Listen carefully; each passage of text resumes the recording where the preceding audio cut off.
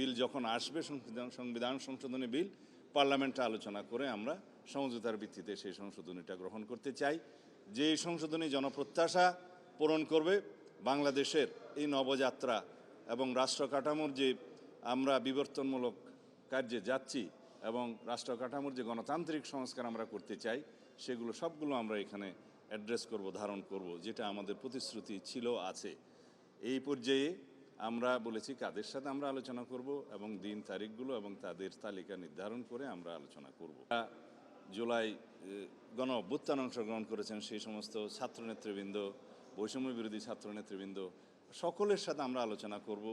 আমরা বিচারপতিদের সাথে আলোচনা করব, আমরা সুপ্রিম কোর্ট আইনজীবীদের সাথে আলোচনা করব। এইভাবে আমরা সমাজের সকল সেকশনের সাথে আলোচনা করে তাদের মতামত নিয়ে জুলাই জাতীয় সনদ বাস্তবায়ন করব এবং জুলাই জাতীয় সনদের বাইরেও সমাজের যে সমস্ত প্রত্যাশা আছে থাকবে সেই সমস্ত বিষয়গুলো অ্যাড্রেস করব। এইভাবে আমরা সংবিধানের প্রস্তাবনা থেকে শুরু করে তফসিল পর্যন্ত সর্বত্র যা যা সংশোধনের প্রয়োজন সেই সমস্ত সংশোধনীগুলো আমরা ধারণ করে সেভাবে আমরা রিপোর্ট প্রণয়ন করব। তারপরে তিব্বত লাক্সারি সো বাংলাদেশের রূপ বিল যখন আসবে, সংবিধান সংশোধনী বিল, পার্লামেন্টে আলোচনা করে আমরা সমঝোতার ভিত্তিতে সেই সংশোধনীটা গ্রহণ করতে চাই।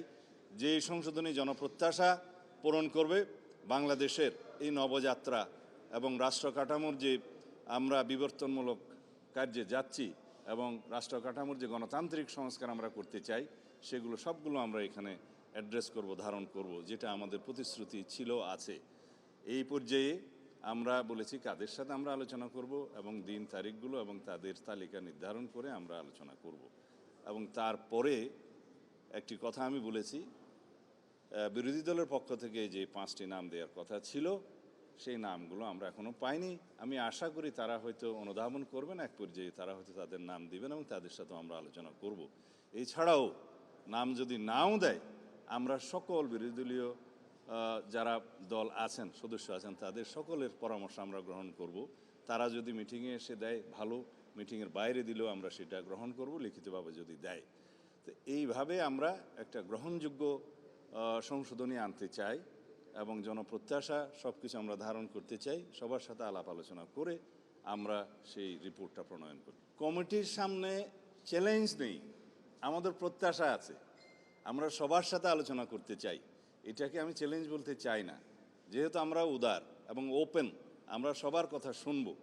এত বড় একটা ছাত্রগণ অভ্যুত্থান সংগঠিত হলো, জাতির প্রত্যাশা অনেক, শহীদের আকাঙ্ক্ষা ছিল, সেই প্রত্যাশা এবং আকাঙ্ক্ষা অনুযায়ী আমাদেরকে এই বাংলাদেশ বিনির্মাণ করতে হবে, গণতান্ত্রিক ধারাকে শক্তিশালী করতে হবে এবং এই শক্তিশালী গণতান্ত্রিক ব্যবস্থাকে যদি আমরা ধারণ করতে চাই, সংবিধানই প্রথম আমাদেরকে সব কিছু কন্টেইন করতে হবে, ধারণ করতে হবে। এটা আমাদের কামনা করি আমরা এবং জাতি আমাদের কাছে সেই প্রত্যাশা রাখে।